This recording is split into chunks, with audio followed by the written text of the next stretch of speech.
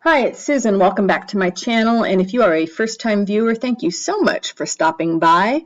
Today I am making some alcohol ink plant tags. And these are made on recycled packaging. You know, the plastic containers that we get takeout food in, or fresh herbs, or, stamps. A lot of art supplies come with the plastic material. So I saved those and cut it up into various shapes. And I'm going to be making some alcohol ink plant tags on there. So the first part is getting all the alcohol ink down, and then the second part is putting the leaves and flowers on. This is not an original idea. I saw this first done on the channel Meditative Scrapbooking, but I will put a link down to her video down in the comments below. She did hers a little bit differently, which I didn't realize until I rewatched the video when this one was done. So I'm going to speed up once you see me just doing the alcohol inks, because it's pretty much, squirting some stuff onto the acetate and blowing it around. But a few things that I can tell you before I get started here. Like I said, this is all recycled packaging, but you can also buy sheets of acetate, and there's a couple of other materials that are recommended for alcohol inks. You would have to do some research. I am not an alcohol ink pro by a long shot. I just play around with them as best I can, and sometimes I like what I do and sometimes not so much. The other thing, if you are doing alcohol inks, you're going to want to wear gloves because they will stain your fingers and anything else that the alcohol touches. You are also going to want to make sure that you have lots of ventilation going on in the room around you, because you can get really lightheaded and you're inhaling all that alcoholic fumes. You will see me use a eyedropper a couple times, and that's just because I'm dropping alcohol in to get things to merge a little bit more, and it's the 91% alcohol, I believe. And the only apology you're going to get from me on this video is for putting the green sheet underneath. I realize that makes it a little bit hard for you to see what I'm doing there, but I did that so that the overflow, because again, I'm not a pro and stuff goes over the edges.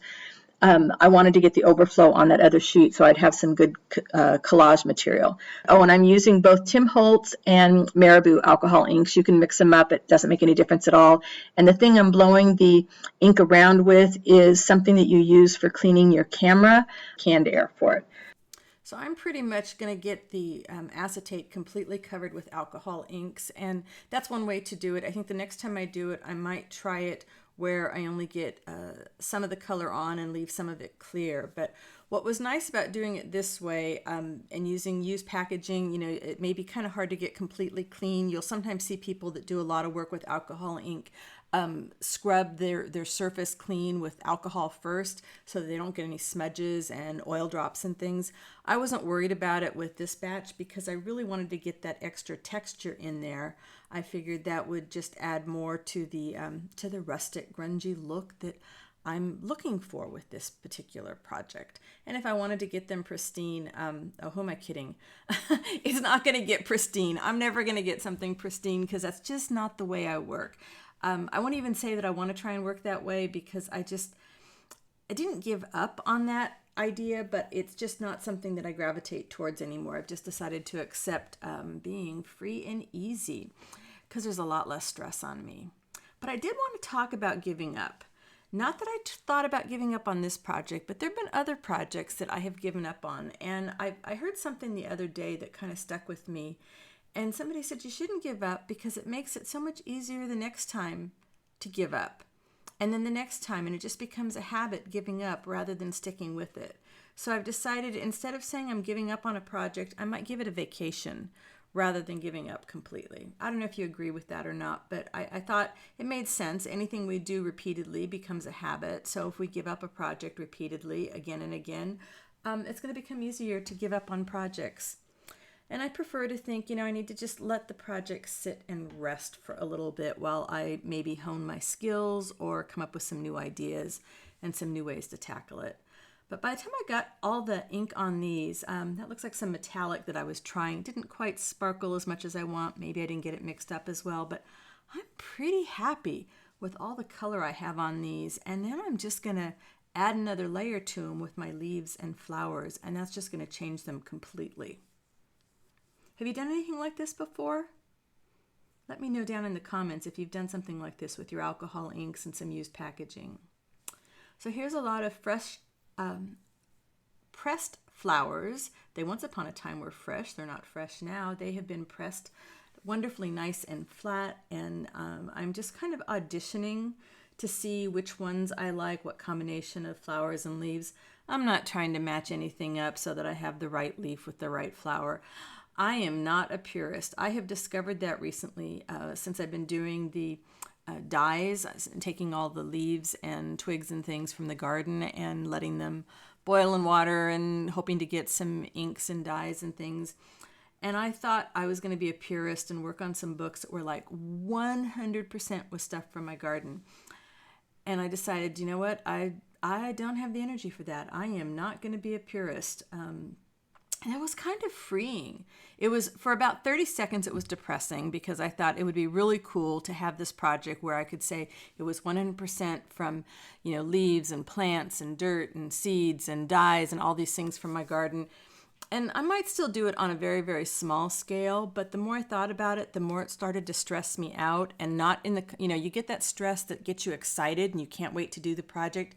And you get that stress that says, I'm not so sure I want to do this. And so I shifted my project ideas and said, I want to make things with nature, but it doesn't have to be just from my yard. So these are actually mostly pressed flowers and leaves that I bought from a shop on Etsy that has really high quality and good prices, and I got them in a couple of days. So the samples that I did, the prototypes of this project that I did in the first 4, those were all done with things that I had pressed, but I think the colors of these are a lot better than mine, and I'm okay with letting somebody else do that for me. There's nothing wrong with letting somebody else do the kind of work that maybe you don't want to do. So I am using golden matte medium on this. That's pretty much what I use for this sort of thing. I don't use Mod Podge, so I don't know. I would assume that would probably work fine. Collage Podge would probably work. I'm choosing to hold the flower and the leaf with my tweezers because I found that when I did it, putting it down on something, and I do that still a couple of times, but most of the time when I put it down on something, I'm afraid that I'm going to break it when I lift it back up again. And you'll see me dab it with the paper towel. It's just slightly damp so that I can remove the excess matte medium. But when I get to I think it's the 3rd circle, for the heck of it, I go ahead and coat the entire circle on the bottom and then put the leaves and the flowers down, and then I put a coating over the top of it. And that works just as well too. It's a little bit easier perhaps if you're having trouble balancing everything. It works just fine to do it that way. The only difference is because I'm using a very tiny brush, this one here, you'll see me brush the whole thing. You will see some brush marks, but if that and they weren't bad, they disappear a little bit. You could probably use a foam brush or maybe one of those silicone brushes that wouldn't leave as many brush marks. And you could probably do something like glossy accents or anything that's going to be a self-leveler, and you wouldn't have the same issue as well. So I'm just having a good old time collaging my flowers and leaves onto my acetate and thinking about how I'm going to use them. How would you use something like this? I have one that's cut as a tag already. The others I decided not to cut as tags or put any holes in them yet because I'm not really sure what I'm going to do. I got a couple of ideas maybe for some windows, some other not necessarily going in a journal project. So we will see. They might be some charms that would go on the outside of a journal. That would be really easy to do too.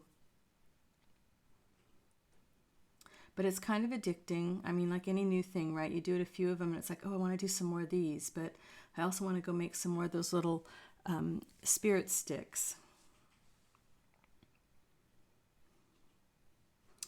And I think the next time I do this, I'll try and do some lighter colors, keep it a little, I think that would be one reason to maybe not cover the entire acetate with alcohol ink, so you get a little bit more light coming through, and so that I tend to go to the greens, of course, big surprise there, right?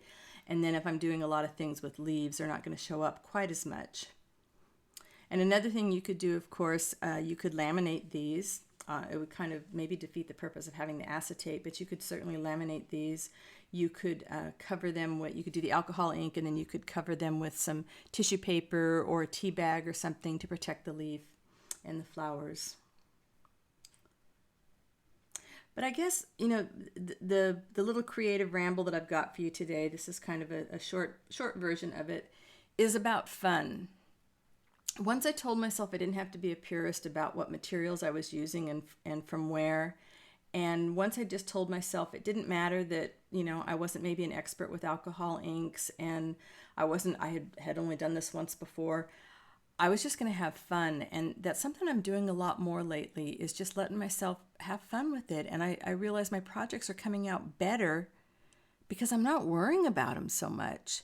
The whole world can look at it and say, I don't like it. And it doesn't matter to me because I'm loving what I'm doing. I'm having a lot of fun with this. And I've got a little book project that I'm working on. My very first, I guess, start with the leaf book. And then I'll be working on some journals, and these things will be going into some of those.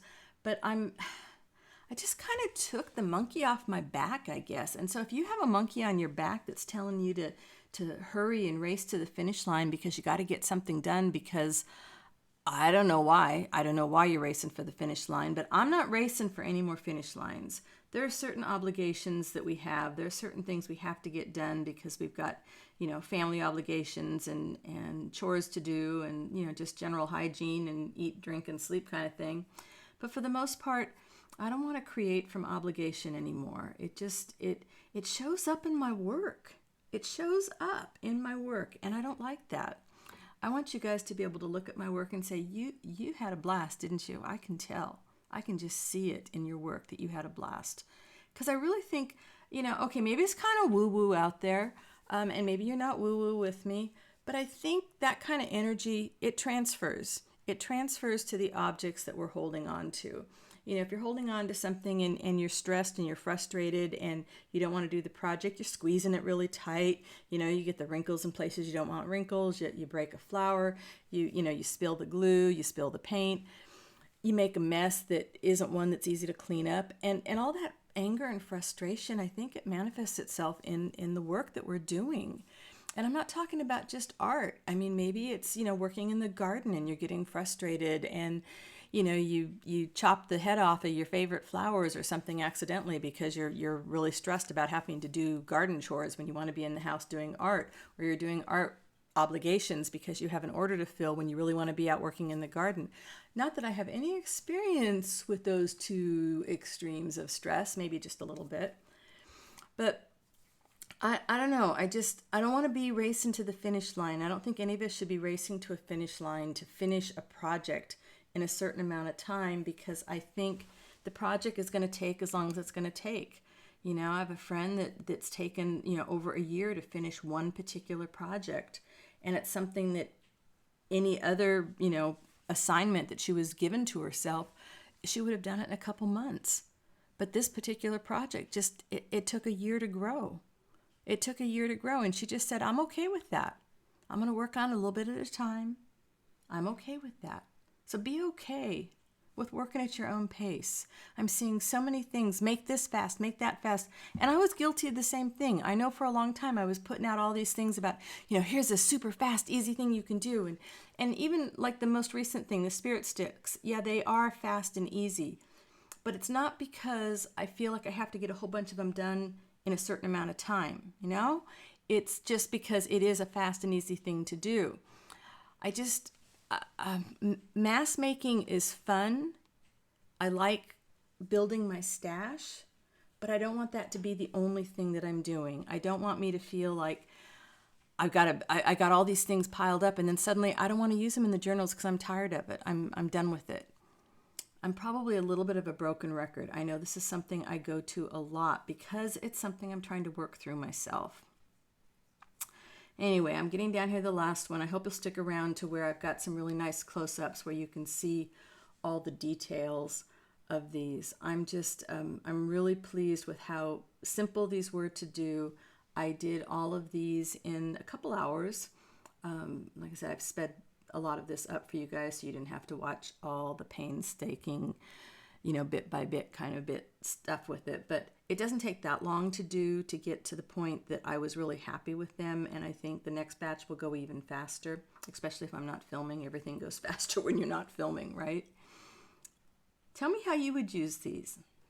I'm curious. I think I want to do some bigger ones. I think they might make a really interesting pocket. And I could do the same sort of thing on some sheets of mica. So thank you so much for hanging with me today. And I hope if you're not already a subscriber, I hope you will subscribe, like, and come back and see me again. And join the Facebook group if you're not already a member over there, because we're a small, friendly group and everybody loves to support one another.